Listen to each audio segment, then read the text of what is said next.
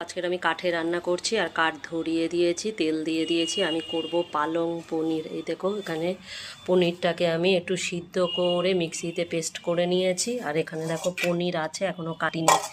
আর এখানে দেখো পেঁয়াজ, আদা, রসুন আর 3টে কাঁচা লঙ্কা দিয়ে পেস্ট করে নিয়েছি। এবারে আগে তেলের মধ্যে আমি মশলাটাকে দেবো। তেলটা দেখো আমার হয়ে গেছে। মশলাটাকে দিয়ে ভাজা ভাজা করে নেব, করে নিয়ে তারপরে পরিমাণ মতো নুন আর হলুদ দেবো। আগে এটা ভাজা ভাজা করে নেব। দেখো পেঁয়াজটা প্রায় ভাজা ভাজা হয়ে গেছে।